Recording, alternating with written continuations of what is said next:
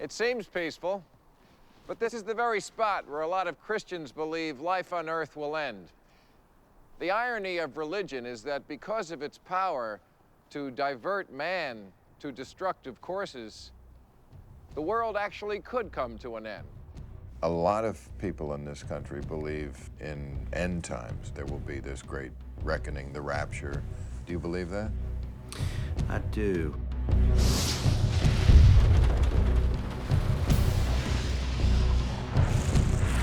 But if you believe that the world is going to come to an end, and perhaps any day now, does it not drain one's motivation to improve life on Earth while we're here?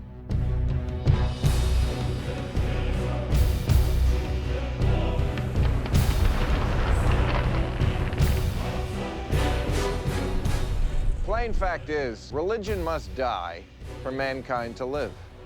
The hour is getting very late to be able to indulge in having key decisions made by religious people, by irrationalists, by those who would steer the ship of state not by a compass, but by the equivalent of reading the entrails of a chicken.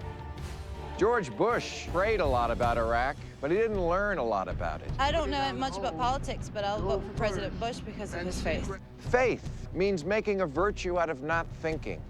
It's nothing to brag about. And those who preach faith and enable and elevate it are our intellectual slaveholders, keeping mankind in a bondage to fantasy and nonsense that has spawned and justified so much lunacy and destruction.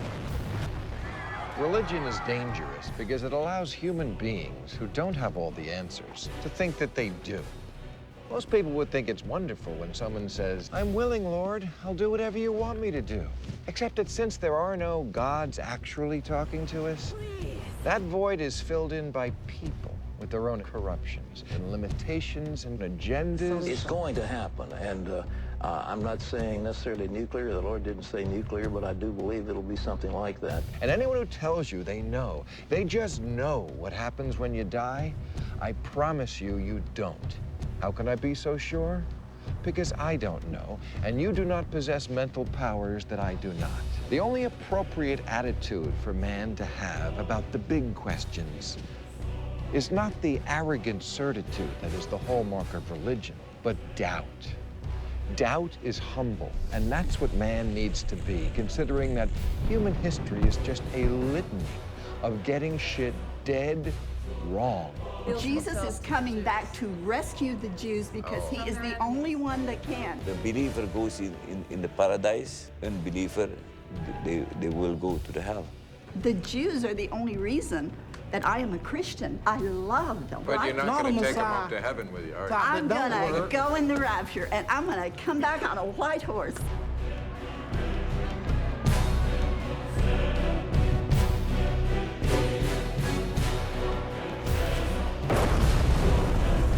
So you think Jesus will end this earth at some point, maybe in your lifetime? One always hopes. Right. This is a sign, and that is a But sign. I mean, if and a the list nuclear goes on. bomb went off and it seemed like that was exactly what it had said, balls of fire or something, you wouldn't look on that as necessarily a bad thing. I know I'll be with God.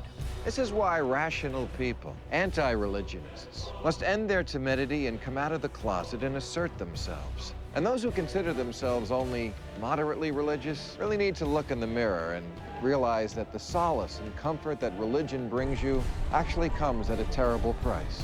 It says in the last days there'll be wars, rumors of wars. The Bible prophecies from the book of Revelation, they're going to be fulfilled. Can this be accomplished without violence?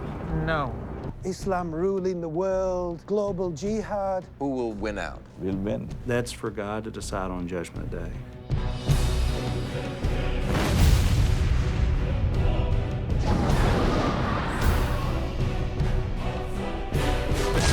If you belong to a political party or a social club that was tied to as much bigotry, misogyny, homophobia, violence, and sheer ignorance as religion is, you'd resign in protest.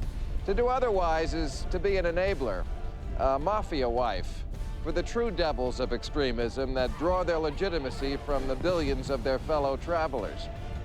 If the world does come to an end here or wherever, or if it limps into the future, decimated by the effects of a religion-inspired nuclear terrorism, Let's remember what the real problem was. That we learned how to precipitate mass death before we got past the neurological disorder of wishing for it.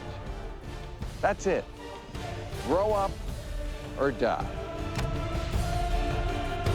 We are in a conflict between good and evil.